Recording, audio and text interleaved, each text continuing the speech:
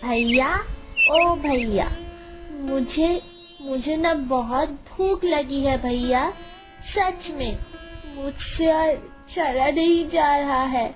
कुछ करो ना आप, मुझे कुछ खाने को दे दो ना भैया। इतनी जोरों की भूख लगी है, मानो मैं तो पेड़ पौधे या पत्थर मिट्टी जो सामने दिख रहा है ना वही खा लूं।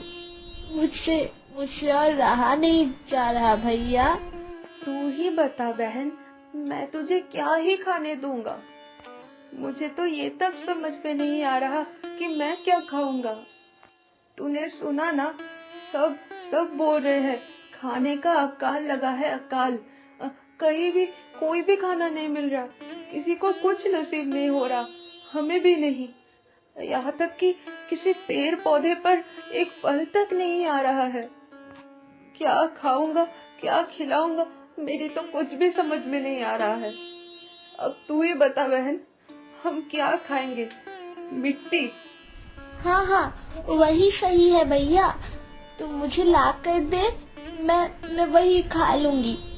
कल से भूखी हूँ, ऊपर से तब से हम लोग पैदल चल रहे हैं। मुझसे रहा नहीं जा रहा है सच में। तो मुझे मिट्टी ही ला दे, मैं वही खाऊंगी। देना भैया, देना मुझे। ए, ए, ए बहन, देखना, कंजूस बुढ़ी अम्मा के घर के बगीचे की ओर देख। उनके केले के पेड़ में कितने सारे पके केले हो गए हैं। तू देख, पूरे गांव में तो अकाल लगा है, फिर भी उनको किसी भी चीज की कमी नहीं है। और फिर भी देख, उन्होंने अपने पेड़ में से एक केला तक नहीं तोड़ा है। चल एक काम करते हैं बहन, हम दोनों ना उन्हीं के घर से केले तोड़ के खाते हैं। हाँ, आज का दिन हम केले ही खा के गुजार लेंगे, क्या बोलती है? चल चल। तू ये सब क्या बोल रहा है भैया? तू उस कंजूस बुढ़ी अम्मा के बगीचे से केले तोड़ कर खाएगा?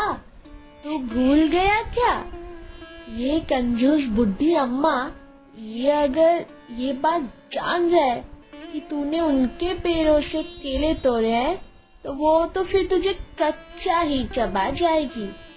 मैं तुझे ये बात कह देती हूँ। हाँ, नहीं नहीं नहीं नहीं नहीं भैया, भैया इससे अच्छा तो मैं मिट्टी ही खा लूं, वो बहुत अच्छा रहेगा। नहीं नहीं भैया, तू चल यहाँ से, तू चल। तू बात को समझ नहीं रहा है भैया। पूरे गांव में फसल नहीं है, किसी के पास खाना नहीं है, यहाँ तक कि किसी के पेड़ों में भी फल नहीं है। ठीक इसी दौरान इस कंजूस बुढ़ी अम्मा के बगीचे में फल ही फल लगे हैं। केले के पेड़ों में केले लगे हैं, नारियल के पेड़ों में नारियल। ये सब देखकर तू तो समझ ही रहा है ना भैया, कंजूस बुढ़ी अम्मा को इनसे सब कितने ही डरते हैं। उन्हें देख उनके बगीचे से कोई कुछ भी नहीं चुराता है। तू रहने दे बहन, तुझे समझ में नहीं आ रहा है। भूख की हमारी जान निकल जा रही है हम दोनों की, और तू कंजूस बुढ़ी अम्मा की बातें कर रही है। तो जा तो, अभी अगर हम लोगों ने केले नहीं खाए ना तो हम लोग का बचपना मुश्किल हो जाएगा। तू समझ नहीं रही है। अरे कौन है उधर? हाँ, कौन है? मेरे केले के पेड़ के वहाँ कौन है? हाँ, ओ तुम मेरे केलों की चोरी करने आया है ना? रुक, तुम दोनों भाई बहन के साहस तो कम नहीं है। तुम दोनों मेरे पेड़ से केले चोरी करोगे, है ना? बदमाश। रुक, आज दोनों को ही बांध कर रखूंगी, फिर देखती हूँ तुम दोनों को कौन बचाने आता है। ओ कंजूस दादी, पूरे गांव में अकाल लगा है। मैं और भैया हम दोनों ने कुछ नहीं खाया है 2 दिनों से। हम दोनों हर तरफ खाना खोज रहे हैं, पर कहीं पे भी थोड़ा सा भी खाना नहीं मिल रहा है। हमसे और रहा नहीं जा रहा है दादी। अब हम दोनों शायद मर ही जाएंगे। आपके पेड़ों में इतने सारे केले लदे हुए हैं और इसीलिए हम दोनों ने सोचा कि आपके पेड़ से कुछ केले तोड़कर खाएंगे। ओ दादी, सुनिए ना, आपके घर में तो मतलब चावल दाल किसी भी चीज की कमी नहीं है और पूरे गांव में तो अकाल लगी हुई है। सुनिए, हम आपके पेड़ से कोई केला नहीं तोड़ेंगे, लेकिन आप मेरी बहन को थोड़ा सा चावल खिला दीजिए ना दादी। मैं हाथ जोड़ता हूँ आपके सामने। देखिए, मैं भीख मांगता हूँ, मुझे कुछ नहीं भी देने से चलेगा, लेकिन मेरी छोटी बहन वो नहीं खा पा रही है ना, बहुत तकलीफ हो रही है उसे। आप उसे कुछ खाने को दे दीजिए ना दादी, दया कीजिए दादी, उसे कुछ खिला दीजिए। आप बदले में मुझसे जो भी काम करवाएंगे करवा लीजिए, लेकिन मेरी छोटी बहन को ये भूख बर्दाश्त नहीं हो रही, आप उसको कुछ खिला दीजिए दादी। अरे रे, दो नन्ही सी जान को इस हालत में देख सच में बहुत ही खराब लग रहा है। सच में गांव में जो अकाल पड़ी है, खाना कहाँ से मिलेगा दोनों को। मैं एक काम करती हूँ, दोनों को खाने के लिए चावल दे देती हूँ। दोनों सच ही बोल रहे हैं। हाँ, नहीं, ये आसानी से तो किसी को विश्वास नहीं कर सकते। मुझे लगता है किसी ने चालाकी से दोनों को मेरे पास भेजा है केले की चोरी के लिए। परंतु क्या सिर्फ केले की ही चोरी के लिए भेजा इन दोनों को? नहीं, मुझे तो लग रहा है कि मेरे पूरे घर को कब्जा करने के चक्कर में इन दोनों को भेजा गया है। नहीं, इस गांव में तो सबको मालूम ही है कि ये बुढ़ी कितनी अमीर है और कितनी संपत्ति है मेरे, और इस संपत्ति का हक सिर्फ और सिर्फ मेरा है।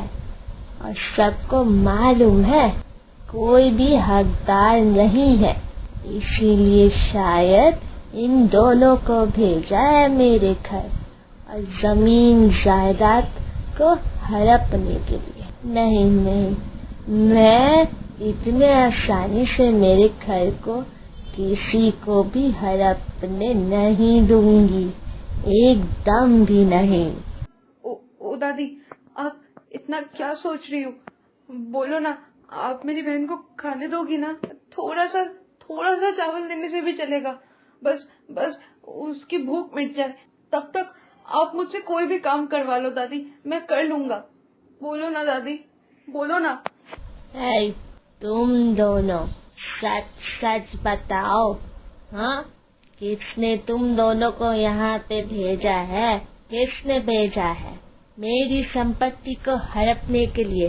बता, मैं साफ बता देती हूँ, मेरे रहते हुए मेरा संपत्ति का 1 इंची भी मैं किसी को नहीं दूंगी, कोई नहीं, समझे दोनों?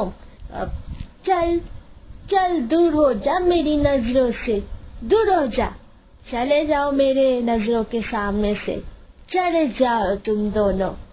तुम सब लोभी हो, लोभी, सब के सब। मैं तुम लोगों को मेरे घर से एक घास भी नहीं लेने दूंगी। हाँ, चले जाओ, खाना लेना तो दूर की बात है, चले जाओ मेरी नजरों से, जाओ यहाँ से। भैया, देखा ना तुमने, देखा ना, मैंने तुझको उसी वक्त ही कहा था कि ये कंजूस दादी हमें कुछ नहीं लेने देंगी। मैंने बार बार कहा था तुझे, परंतु तूने मेरी एक भी ना सुनी। देखा ना तूने, ये दादी सबके साथ ही ऐसा गंदा बर्ताव करती है, इसलिए तो इस दादी से कोई बात नहीं करता है। चल भैया यहाँ से चल, वैसे भी मुझे और भूख नहीं लगी है। मैं अब बिना कुछ खाए रह पाऊंगी, थोड़ा सा पानी पी लूंगी फिर सो जाऊंगी, मुझे नींद सी भी आ रही है। चल भैया चल यहाँ से। इन दोनों बच्चों को देखकर सच में बहुत ही खराब लग रहा है। दोनों को देखने से ही समझ में तो आ रहा है कि दोनों को कुछ भी खाने को नहीं मिला है। फिर क्या दोनों को थोड़ा चावल खाने को दूं? चावल खाने देने से तो किसी का कुछ खराब नहीं होगा। वैसे भी मेरे साथ भी कितने सालों से कोई भी बैठकर यह चावल नहीं खाया है। इनके साथ बैठकर आज थोड़ा चावल भी खा लूंगी। ए सुनो तुम दोनों, सुनो। अरे अरे ये क्या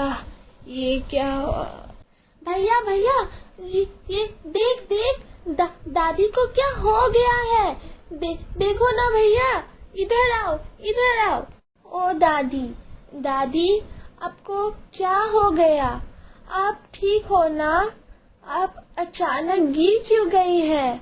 ओ दादी आप तो खड़ी ही थी, फिर आप अचानक क्यों गिर गई? दादी उठो। दादी आप ठीक तो है ना? आपकी तबीयत तो ठीक नहीं लग रही। आप ऐसे अचानक से गिर कैसे गई? आप ठीक तो है ना? क्या मैं आपको भी थोड़ा पानी दूं? नहीं, वो क्या है कि मेरा उम्र हो गया है ना, इसीलिए ऐसा तो बीच में ही होता है बेटा। मुझे लेकर तुम दोनों इतना मत सोचो। चलो मेरे साथ मेरे घर की ओर चलो। तुम दोनों सच में बहुत अच्छे हो। चलो मेरे साथ मेरे घर। मैंने तुम दोनों के साथ इतनी गंदी तरीके से व्यवहार किया, फिर भी तुम दोनों मेरे गिरने के बाद मेरे पास दौड़े आए और मेरे ऊपर पानी का छिड़काव किया। लो दोनों खा लो। जब तक तुम दोनों अच्छे से नहीं खा लेते मेरे मन को शांति नहीं है भैया। और हाँ, शर्माना मत बिल्कुल भी। जो चाहिए मुझे बोलना, ठीक है? तुम दोनों पेट भर के खाना खाओ, ठीक है ना? 2 दिनों से दोनों ने कुछ भी नहीं खाया। चेहरे का हालत क्या हो गया है तुम दोनों का? अच्छा बताओ तो जरा, तुम दोनों के मम्मी पापा कहाँ है? वो क्या ये 2 बच्चों को थोड़ा सा खाना भी नहीं दे पा रहे हैं?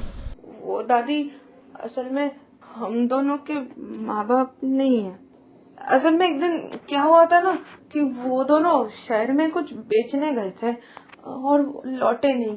बाद में जब शंभू चाचा उन दोनों की खबर लेने गए थे तो पता चला कि गाड़ी ने टक्कर मार दी उन दोनों को और वो जिंदा नहीं रह पाए दादी। फिर तभी से मैं और मेरी बहन ऐसे ही रहते हैं अकेले। लेकिन आपको पता है दादी, तब ना ऐसे गांव में ऐसा अकाल नहीं हुआ करता था। हम दोनों साग पत्ते तोड़कर सब्जियां ये सब हम बेचा भी करते थे बाजारों में, या फिर कभी कभी तो झाड़ू भी लगाते थे बाजार में। फिर अचानक से एक दिन पता नहीं क्या हुआ कि ऐसे अकाल लग गया पूरे गांव में और तभी से खाने को कुछ नहीं मिल रहा दादी, कहीं से भी नहीं। हमें तो लगा था अब सच्ची में मिट्टी खा के जिंदा रहना पड़ेगा।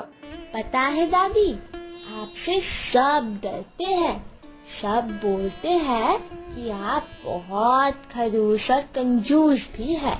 आप सबके साथ खराब व्यवहार करती है, सब आपके बारे में खराब बातें बोलते हैं।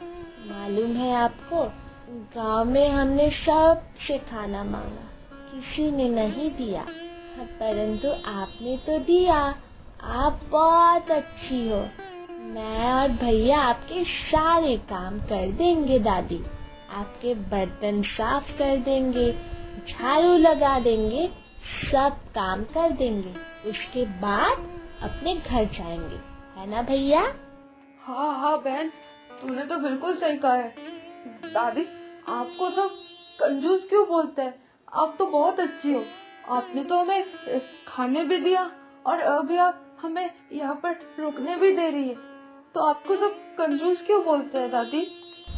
वो लोग ऐसा इसलिए बोलते हैं क्योंकि वो लोगों की नजर मेरे घर और संपत्ति की ओर है।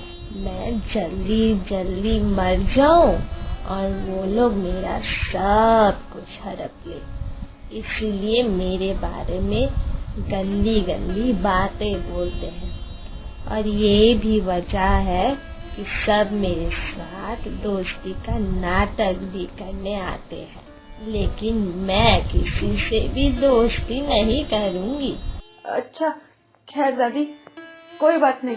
आप अभी हमें बोलिए कि हमें कौन कौन से काम करने हैं। हम दोनों काम करने के बाद वापस से घर की ओर लौट जाएंगे।